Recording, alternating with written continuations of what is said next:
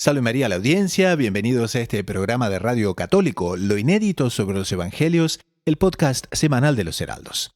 Hoy vamos a aprender por qué Jesús es una radical piedra de escándalo y también hasta qué punto debemos ser nosotros piedra de escándalo. Por otro lado, vamos a ver cómo ser sociable no significa ser mediocre y también respondemos a una inquietud. ¿Vestirse bien es un signo de orgullo? Les habla el hermano Gustavo de los Heraldos, y este es el programa 112 de Lo Inédito sobre los Evangelios Podcast.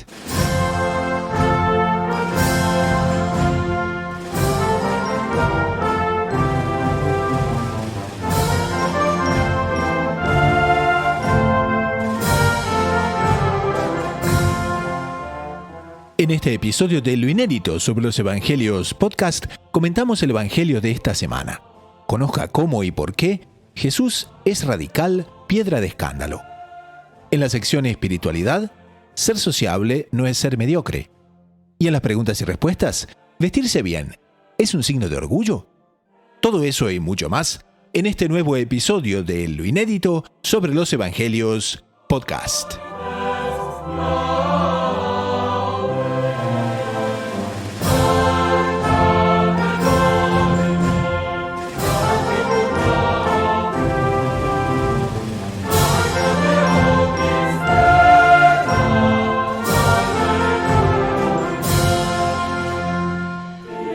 Bienvenida entonces la querida audiencia al programa número 112 de Lo Inédito sobre los Evangelios, el podcast semanal de los Heraldos. Comenzamos dando la bienvenida a nuestras audiencias, a aquellos que nos escuchan en Radio María Canadá, la voz católica que te acompaña, también en Radio María del Rosario, FM 90.7 de Buenos Aires, Radio María Guatemala, FM 103.3 de Guatemala City y por supuesto Radio Caballeros de la Virgen de Colombia, las 24 horas bajo la protección de María. Para quienes no hace mucho que nos sintonizan, para quienes no hace mucho que bajan el programa, les comento que Lo Inédito sobre los Evangelios toma su nombre de la obra de Monseñor John Cladías, fundador de los Heraldos, donde él nos comenta todos los evangelios de todos los ciclos litúrgicos y justamente nos trae verdaderos tesoros en materia de espiritualidad. Pero también no solo eso, comentamos noticias de la vida de la Iglesia y del mundo, respondemos preguntas sobre espiritualidad y también traemos temas de esa misma espiritualidad para que podamos siempre crecer y compartir con la familia. Entonces, eso puesto, el programa del día de hoy es muy interesante y también muy polémico porque nos trae a colación un tema que es muchas veces divisivo y que es cómo Jesús es una piedra de escándalo. Pero para no caer en polémicas vacías ni vanas, vamos a traer justamente lo que la Sagrada Escritura y lo que los teólogos nos dicen al respecto de cómo nuestro Señor Jesucristo puede ser realmente considerado una piedra de escándalo y por qué. Y también tenemos temas muy interesantes en el día de hoy. Los panelistas que nos acompañan son, por supuesto, el hermano Fernando Pío Galán de los Heraldos del Evangelio, quien es doctorado en Teología Espiritual por la Pontificia Universidad Santo Tomás de Aquino de Roma, el Angelicum, y es misionero en España y en Italia. El hermano Fernando Pío nos atiende hoy desde Madrid, España. También se nos une el doctor Saúl Castiblanco, quien es psicólogo, editor de la agencia de noticias Gaudium Press en su edición hispana, es bachiller en Ciencias Religiosas por la Pontificia Universidad Santo Tomás de Aquino de Roma, el Angelicum, y por la DOMUNI, Universidad Internacional de los Dominicanos, con sede en Toulouse, Francia, y nos atiende desde Bogotá, Colombia. También se nos une el hermano Pablo Vela de los Heraldos del Evangelio, quien es misionero en Argentina y dirige las Buenas Noches a María, y ya están superando los 80.000 seguidores en las redes sociales. Esto puesto entonces, vamos a recordar el Evangelio de la Solemnidad de la Santísima Trinidad, correspondiente al domingo 30 de mayo del 2021. Es el Evangelio según San Mateo, capítulo 28, versículos 16 al 20. Y nos dice, en aquel tiempo, los 11 discípulos se fueron a Galilea, al monte que Jesús les había indicado. Al verlo, ellos se postraron, pero algunos vacilaban. Acercándose a ellos, Jesús les dijo, «Se me ha dado pleno poder en el cielo y en la tierra. Id y haced discípulos de todos los pueblos, bautizándolos en el nombre del Padre y del Hijo y del Espíritu Santo, y enseñándoles a guardar todo lo que os he mandado. Y sabed que yo estoy con vosotros todos los días hasta el fin del mundo».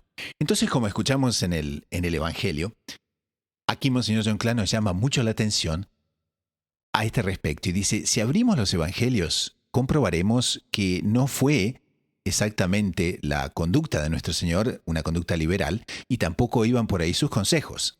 Por el contrario, el Divino Maestro afirmó que vuestro hablar sea sí, sí, no, no.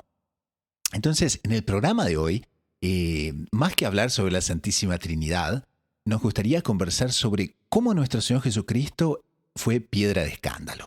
Y aquí Monseñor John Clark nos da 3 aspectos de cómo nuestro Señor abiertamente escandalizó a sus contemporáneos. Una, por su humildad y grandeza.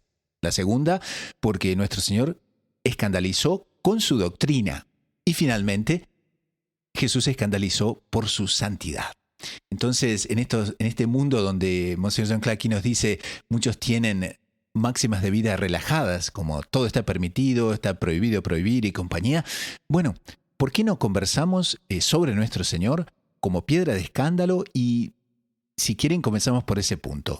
Jesús se escandalizó por su humildad y por su grandeza. Yo creo que aquí hay que recordar que los enemigos de la fe y de Dios son aquellos a los que estamos renunciando en el bautismo.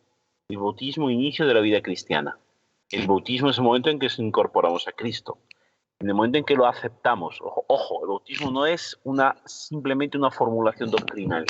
El bautismo no se espera de nosotros que digamos, que el bebé diga yo creo en Dios. No es eso. Yo renuncio al mundo, al demonio y a la carne.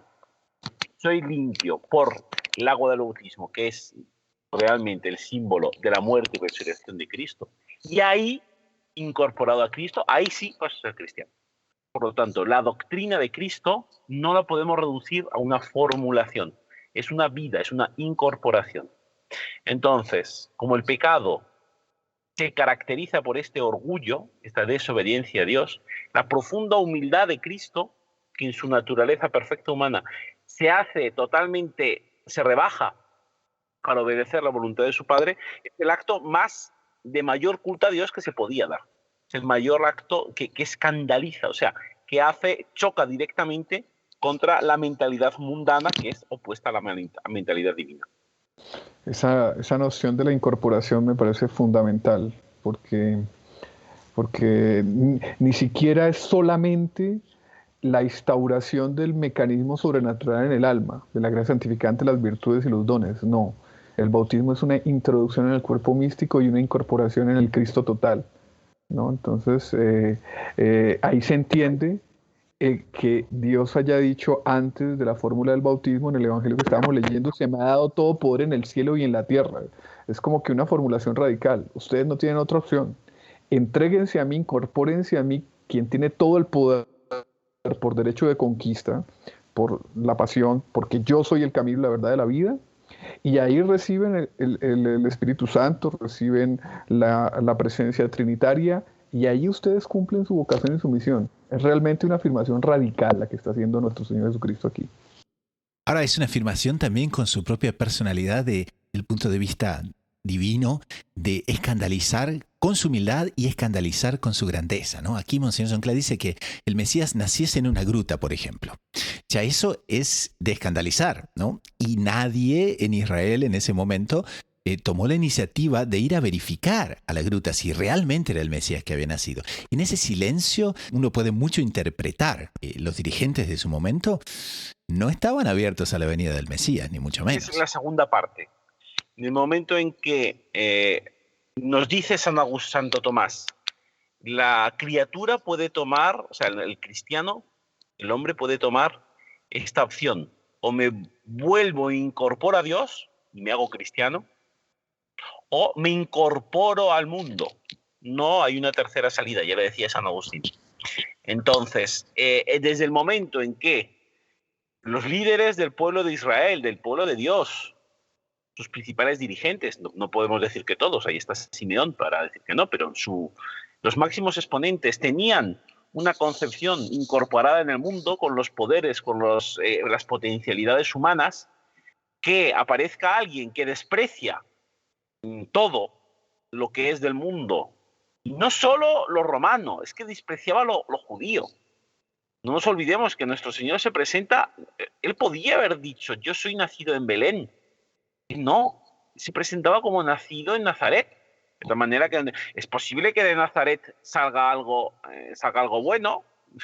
Le pregunta, y no me acuerdo ahora qué apóstol, cuando es llamado responde. ¿Pero cómo es posible? ¿Cómo se presenta de Nazaret? Ni siquiera el lugar de nacimiento en Belén, que le hubiera podido dar un rasgo mesiánico, uno por lo menos, ese era presentado. Nuestro Señor se presentaba ¿con qué? Con Él. Se presentaba Él. Su persona, sus palabras y sus gestos eran la predicación. El conjunto de los tres. Y las tres iban directamente contra lo que todo el mundo esperaba. Por eso los apóstoles, los que obedecieron, porque también, si sabemos que el mozo rico, que hubiera sido el apóstol número 13, fue llamado para ser apóstol y no aceptó, no tenemos registros, pero seguramente, por la lógica de los hechos, que habría otros apóstoles que hubieran sido llamados, y tal vez otro apóstol llamado y no respondido hubiera dicho, no, a uno que nació en Nazaret yo ni me acerco ni para pedirle la hora. No. Entonces yo creo que ese punto tiene realmente, ese es el punto, digamos, que nos tiene que dar a entender esta actitud fundamental que el cristiano hoy tiene que tomar delante de este escándalo de Cristo en cuanto Cristo no potente, en cuanto Cristo no incorporado en la lógica del mundo, pero justamente por eso ahí demostrando su potencia. Es mucho más sencillo, obviamente, prescindir de esto y adaptarse al espíritu de este mundo. Entonces, ese es el primer punto, ¿no? Como nuestro Señor es la piedra de escándalo por su humildad, por su grandeza. El segundo es, Jesús además escandalizó por su doctrina. Y aquí Monseñor Donclás cita al famoso Donoso Cortés, ¿no? Aquel escritor del siglo XIX que era un apologeta impresionante, un apologista impresionante. Y Donoso Cortés tiene esa afirmación y dice, el hombre acepta verdades, pero tiene dificultad en admitir la verdad. Y entonces nuestro Señor justamente viene a escandalizar por su doctrina. Claro, la doctrina que en el fondo es Él, ¿no? O sea, no es solamente, mire, tal máxima. Los fariseos de pronto hasta aceptarían enseñanzas de un rabino que les explicase de pronto aspectos inéditos de la Escritura, pero Cristo no. Es el Mesías. Él dice, no, mi doctrina soy yo. Es todo lo que yo digo que no es sino un reflejo de mi persona. Y fue lo que rechazaron los fariseos, ¿no?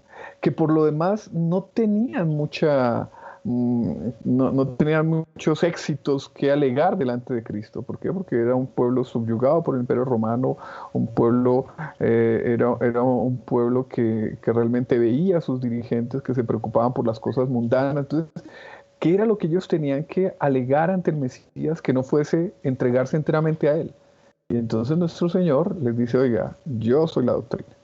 No solamente lo que les estoy diciendo, sino todo lo que les digo. No solamente una de las cosas que les digo, sino todo lo que les digo, comenzando por eso, que yo soy el camino, la verdad y la vida. Ustedes tienen que entregarse a mí, ¿no? Y eso fue lo que ellos no quisieron, por espíritu mundano, porque estaban apegados, ellos que criticaban el Imperio Romano, gustaban de los saduceos, ¿no? Gustaban de comerciar con el dinero romano, ¿no?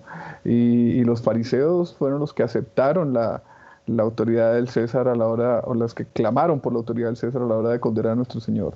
Entonces nuestro Señor, que sí venía en el sentido como el que rescataba al pueblo judío, pero pedía como condición una entrega total a Él, ese Mesías ellos no lo aceptaron. Entonces la pregunta que cabe es, ¿nosotros seremos de esos que no queremos entregarnos enteramente a Él, pedirle a Él a todo momento sus ayudas para cumplir los mandamientos, para alcanzar la virtud, para cumplir la vocación, que no nos queremos incorporar a Él por el bautismo, los demás sacramentos y la oración, que es la que nos atrae las gracias actuales para ser virtuosos? ¿Queremos ser de los fariseos o queremos ser de los que nos entregamos enteramente a nuestro Señor?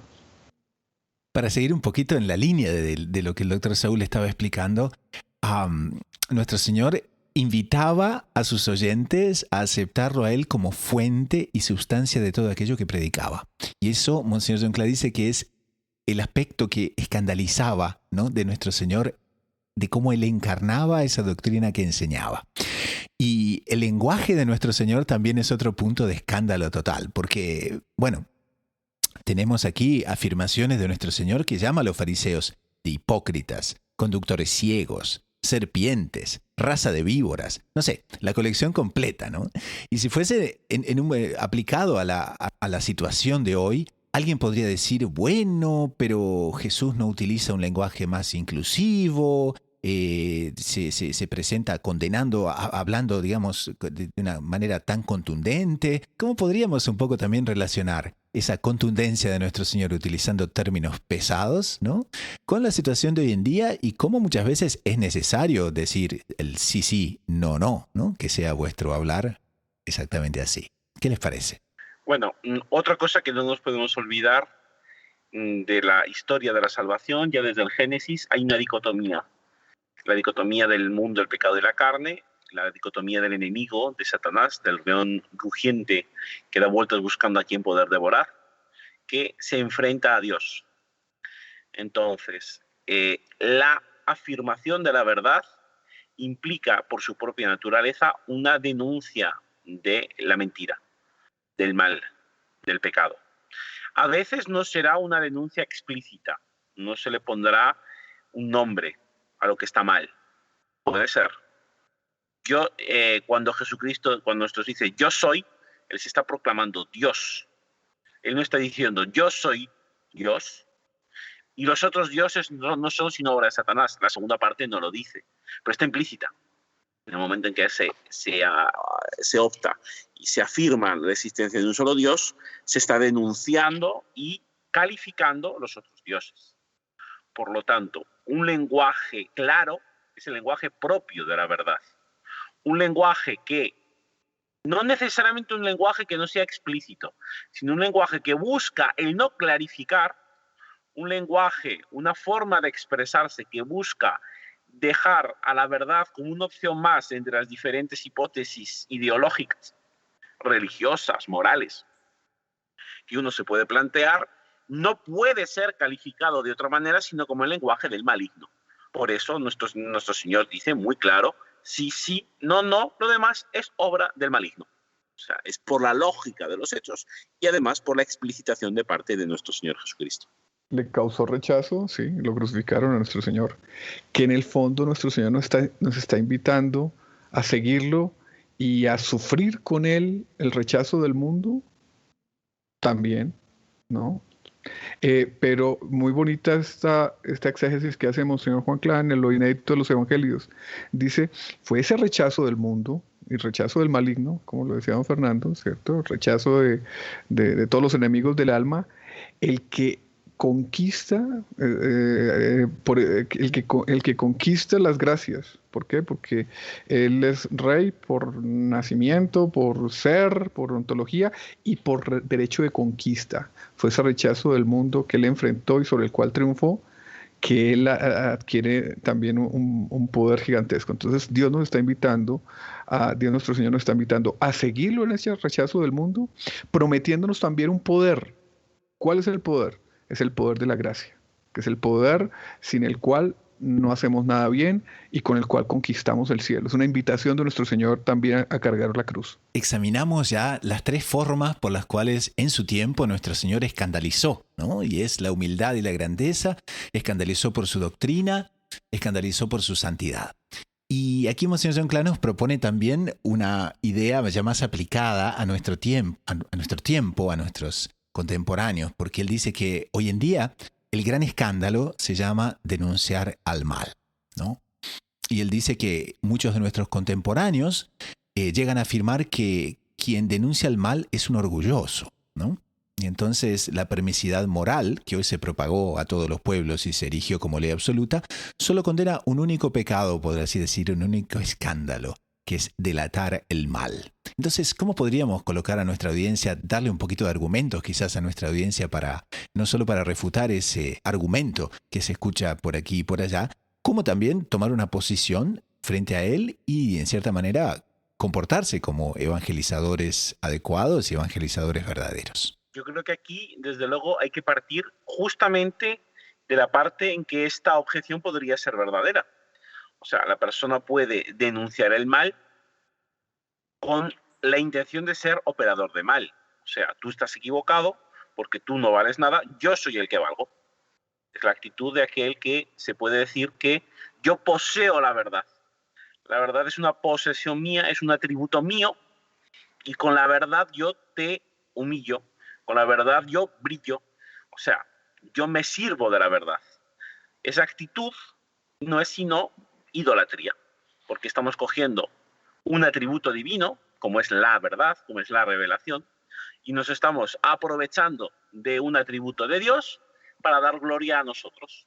O sea, esto básicamente es como si yo cogiera, robar una mitre episcopal para ponerme en la cabeza yo, para que yo aparezca más sin ser obispo. Pues no, lo malo no sería la mitra, lo malo sería la cabeza que sustenta la mitra, porque aparte de estar hueca, estaría sirviendo para mi propia condenación.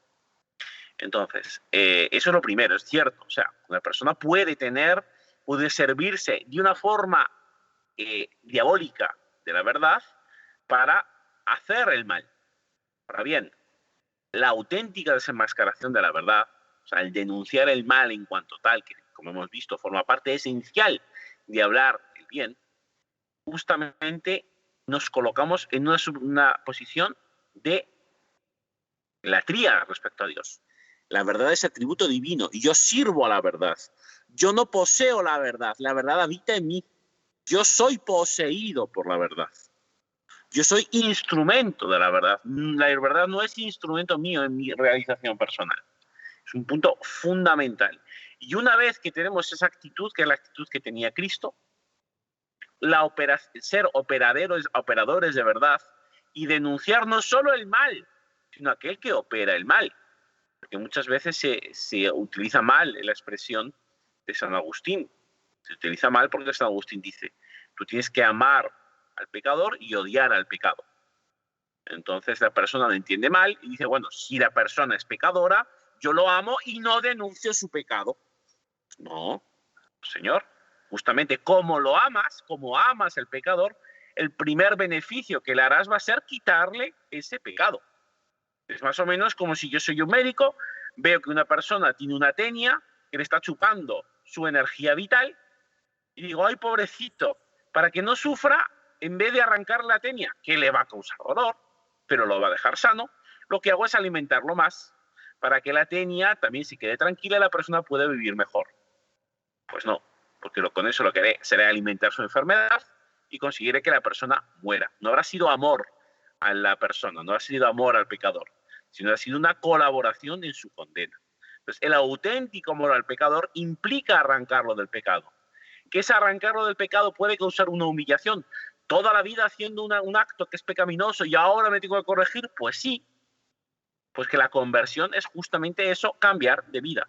En la medida en que yo denuncio un pecado por el amor a la persona, por amor a la verdad, no por un interés de aparecer yo como el justo, como el verdadero, como el poseedor de la verdad, va a hacer que infelizmente cause un cierto sufrimiento a la persona.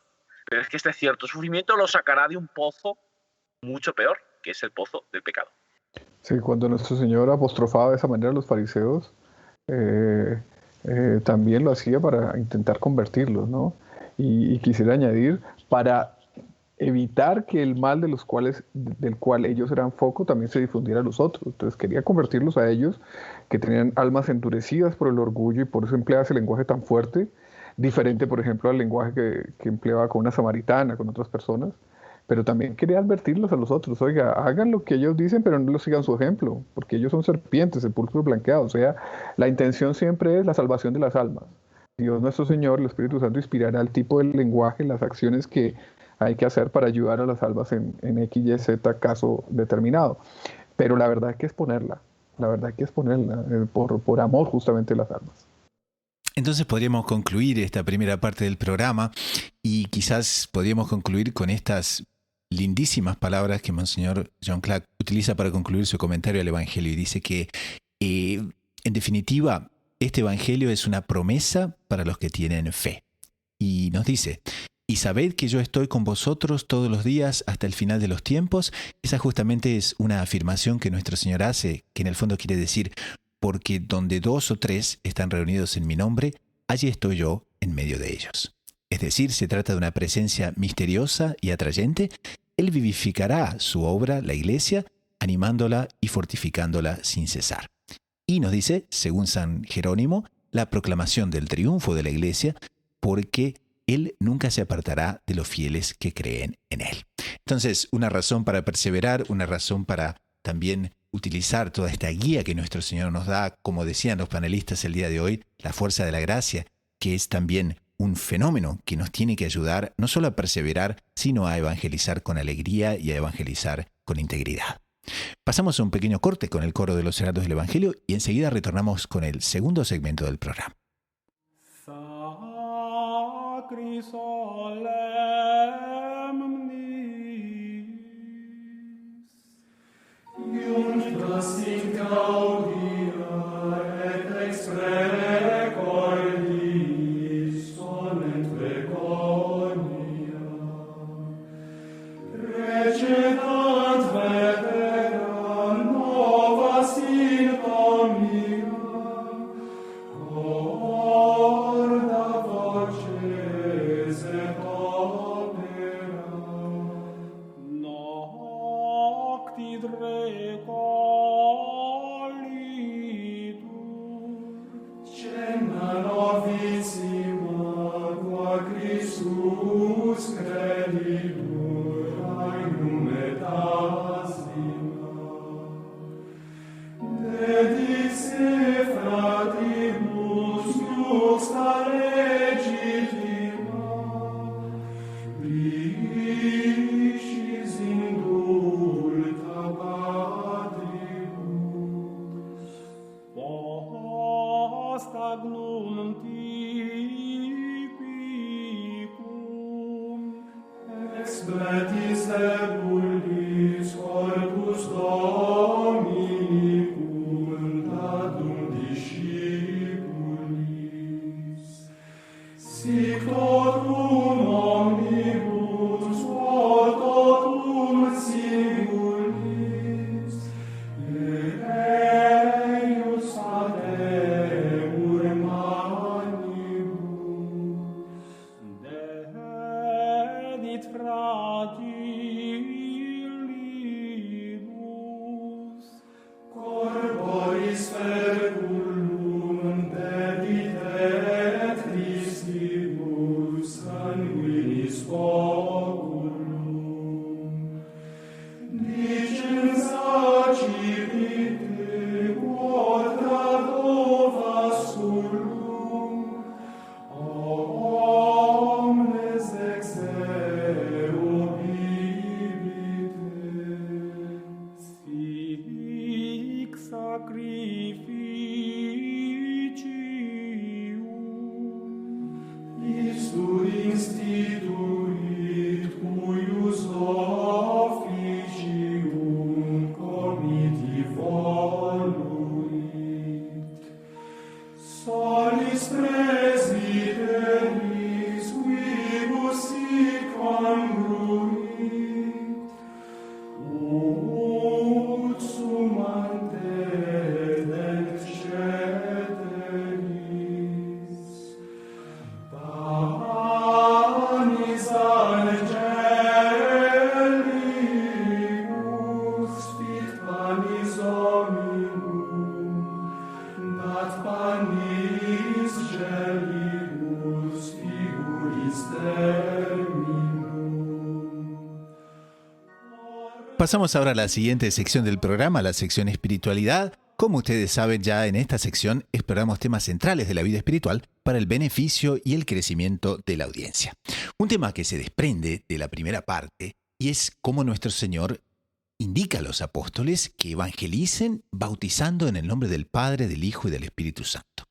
Y Monseñor John Cla nos da una avant-première, nos da una introducción también de cómo la conversión es fruto de una gracia eficaz y de iniciativa, digamos, del propio Dios.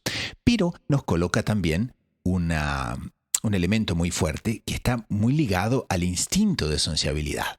Entonces, estamos aquí con el Dr. Saúl y quisiera preguntarle, Dr. Saúl, el instinto de sociabilidad y esa gracia de conversión, ¿cómo es que juegan un papel importante? Que, en definitiva, el instinto de sociabilidad para la audiencia que no está, quizás que no sea muy familiar con ese tema, podríamos entonces explicar un poquitito qué es el instinto de sociabilidad, cómo puede jugar a nuestro favor, cómo puede jugar en contra en materias espirituales. Bueno, el instinto de sociabilidad es ese por el cual queremos relacionarnos con otros El instinto de sociabilidad es un instinto que nos mueve a relacionarnos con otros seres humanos, ¿cierto? Es un instinto y por eso el hombre solo lo explica la iglesia, es un instinto que va en contra de otra tendencia, que ya es más la del pecado original, de aislarse enteramente y creerse una isla separada de todo el resto del archipiélago. Pero pues normalmente uno gusta la compañía de los otros, quiere reafirmar sus opiniones con los otros, quiere contrastar sus opiniones con los demás, quiere sentir el afecto de los demás, quiere entrar en ese convivio. Ese es uno de los instintos más básicos del ser humano. Pero doctor Saúl, Entonces, un instinto, ¿por qué no es solamente un trazo de personalidad, ¿no? Como uno puede ser una persona sociable. ¿Por qué tiene que ser un instinto de sociabilidad? ¿Cuál? bueno, cuando usted habla de trazo de personalidad, realmente también lo es, ¿cierto? Cuando uno evalúa, por Ah, ejemplo, a alguien, uno dice, ¿es sociable o no es sociable? sí. Pero cuando uno habla de instinto, como que uno habla de algo más fundamental, más básico en la psicología. Hay una tendencia, una inclinación a que eso sea así. Al Ujú. instinto, por ejemplo, de conservación de la especie, el instinto de sociabilidad, al instinto de Dios, dice la psicología católica. Entonces, un instinto sería como un rasgo, pero más básico aún, ¿no? Ahora, Dios nuestro Señor, Él podía haber instaurado ese sacramento, el sacramento del bautismo, de otra manera. Por ejemplo, Él podría haber dicho, bueno, cuando el hombre dice, cuando el ser humano dice, yo me bautizo en el nombre del Padre, del Hijo, del Espíritu Santo, y el ser humano coge un poco de agua y la toca en su frente, ahí ya queda bautizado. Él podía haber perfectamente instituido el sacramento así. Entonces, lo que Monseñor Juan Cla, en lo inédito de los evangelios, comentando esto, quiere resaltar es, no, él quiso atender al instinto de sociabilidad, que para adquirir esa gracia gigantesca, que es la de la instauración del mecanismo sobrenatural en el alma con el bautismo, lo hiciéramos con otra persona. Entonces, pues Dios quiere que esa gracia impresionante, que es la gracia inicial, que es la gracia que recibimos con el bautismo, que nos da la gracia santificante, las virtudes infusas, los dones del Espíritu Santo, esa gracia la recibamos en contacto con otro ser humano, atendiendo a ese instinto de sociabilidad. Otro ser humano que comúnmente es el sacerdote, el ministro de Dios, y que en circunstancias excepcionales puede ser también cualquiera de nosotros, un bautizado ya, ¿no?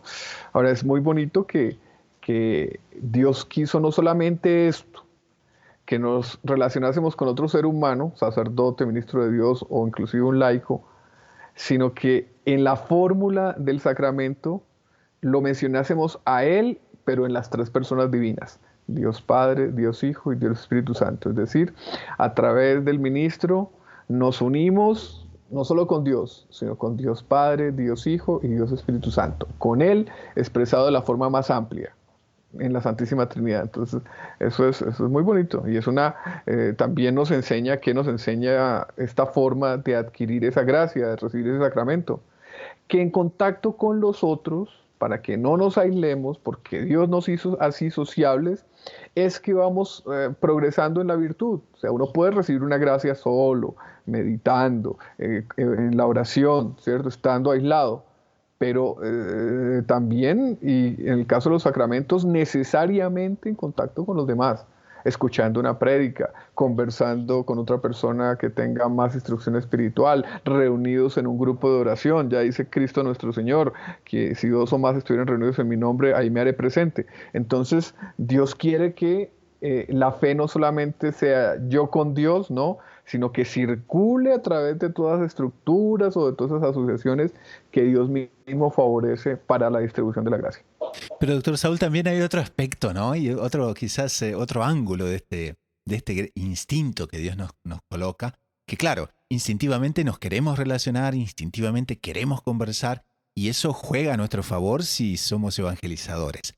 Pero también ese instinto de sociabilidad, ¿no?, cuando es un obstáculo, cuando por ejemplo estamos en un ambiente donde quizás las personas no quieran escuchar sobre Dios. Por ejemplo, una escena muy, muy común en las familias, ¿no? Muchas veces tenemos un pariente que es protestante o otro que simplemente no quiere saber nada, ¿no?, al respecto de cosas espirituales.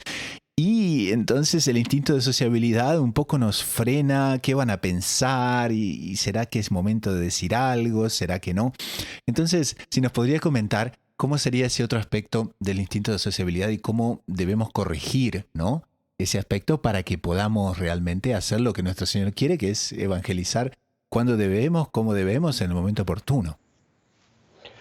Claro, el instinto de sociabilidad crea en la sociedad humana mil redes, ¿no? La red familiar, la red de los amigos, etcétera. Es como que un amplísimo cableado sobre el que puede circular cualquier cosa. Puede circular agua sucia, con frecuencia ocurre, ¿cierto? Entonces dime con quién andas y te diré quién eres. Uy, qué termómetro ese.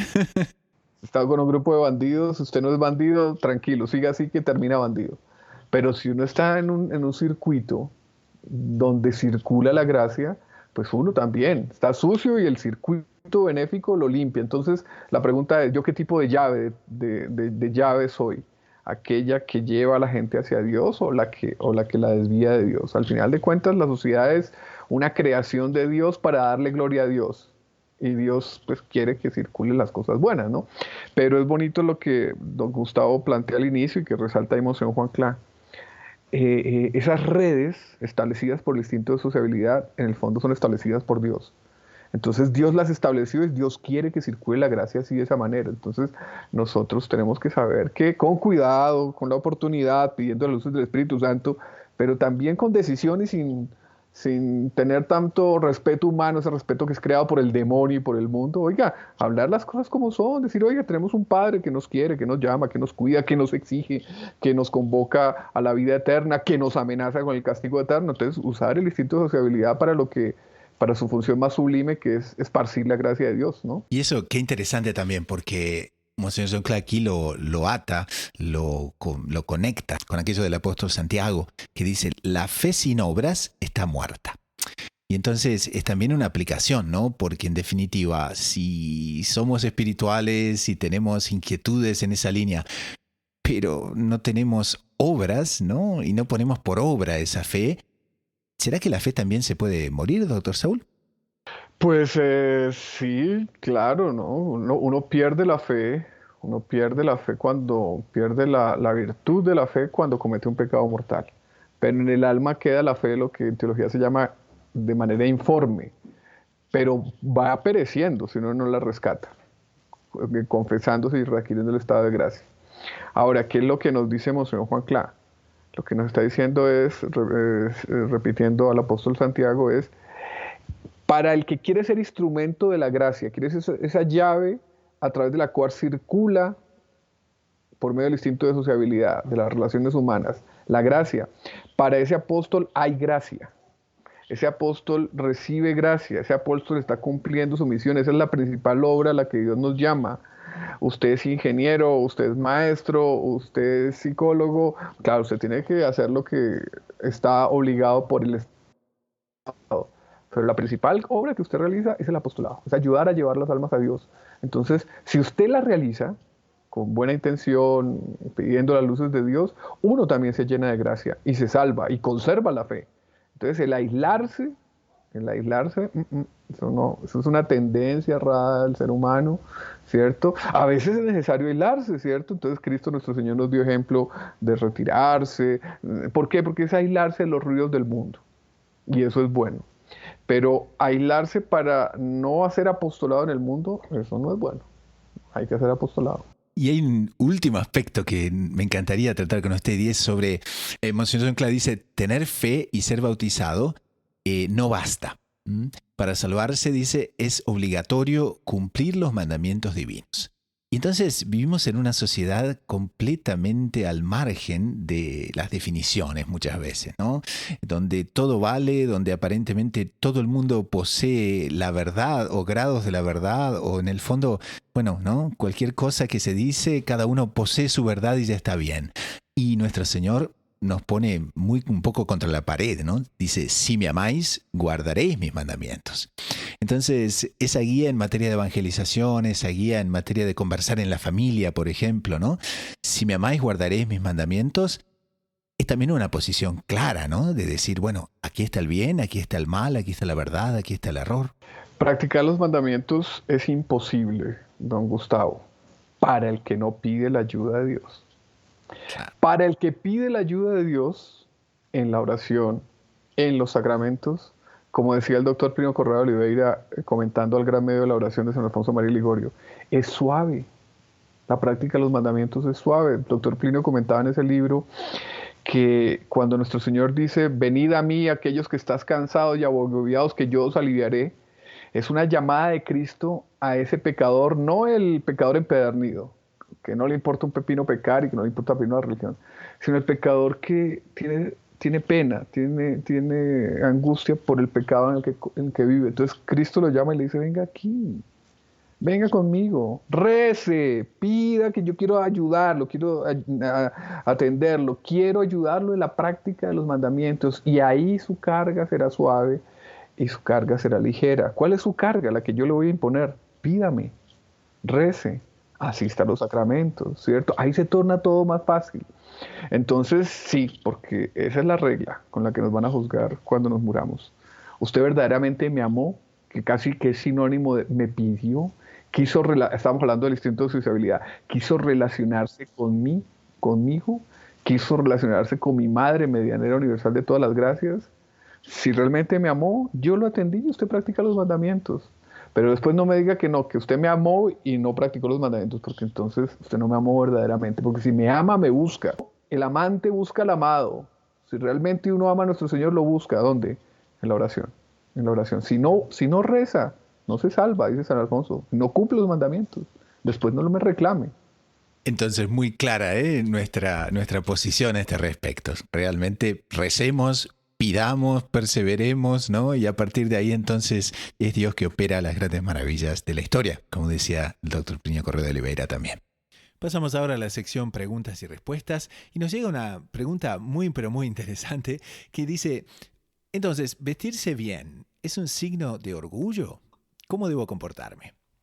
Hermano Fernando, ¿qué le parece? Bien, esta es una pregunta muy interesante, porque a primera vista sí, podríamos pensar, o lo más evidente ante nuestros ojos, es que si nos encontramos delante de una persona que viste de una forma rica, con vestidos lujosos, una persona que gasta dinero, que gasta tiempo en presentarse de forma exterior, de una forma esplendorosa, ya sea por la materia del vestido, ya sea pues eso, por la limpieza, por el orden de la ropa, por la combinación, con la materia, ya hemos dicho, pues esta persona necesariamente está dando una presencia, una atención, unos recursos desmedidos a su presentación externa, por lo tanto es una forma de orgullo, ¿no? Es una objeción razonable, a primera vista, claro, por supuesto. Porque la tendencia será hacer lo contrario. Si una persona se presenta con vestidos pobres, raídos, sucios, descuidados, pues esa persona está haciendo penitencia, esa persona está presentándose de una manera pobre, esa persona está siendo humilde de corazón, porque si exteriormente se presenta de una manera humilde, interiormente va a tener, pues eso, va a tener un corazón humilde. Incluso se podría poner los ejemplos, ¿no? Tenemos el caso de San Francisco de Asís. El hábito religioso de San Francisco de Asís era un hábito único, solo tuvo uno en toda su vida, se conserva, por cierto, en Asís, en la iglesia de San Damián. Entonces, claro, una manera de presentarlo descalzo, el ir descalzo es una manera, pues eso, de humildad. Los santos lo han utilizado, las órdenes religiosas. Santa Teresa, cuando reforma las carmelitas, las tardes de pasada de dominaban las descalzas, no iban sin sandalias, pero lo que pasa es que utilizaban un calzado pobre. Las hermanitas de la Cruz de Santa, no me acuerdo ahora del nombre de la fundadora, en Sevilla, una orden que tiene un único hábito para todo el año, es una tela gruesa que no se arruga, de gruesa que es de lana, en Sevilla. Iban siempre de hábito.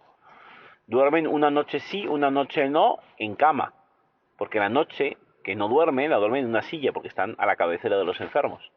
Entonces, una noche sí, una noche no, o sea, estamos viendo cómo en la historia de la Iglesia, tradicionalmente, la pobreza de los vestidos ha sido un ejemplo, pues eso, de manifestación de humildad. Por lo tanto, que la persona se presente con una ropa, ya digo, lujosa, o por lo menos limpia, planchada, pues es porque la persona es orgullosa. Bueno, esto es una objeción que hoy en día se escucha, pero no es nueva. Ya San Agustín responde a esta objeción.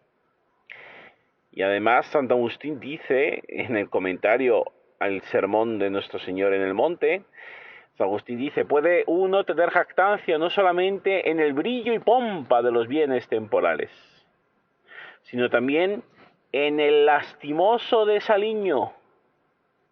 O sea, que el estar vestido con pompa sea una manifestación de orgullo es más o menos evidente, más o menos.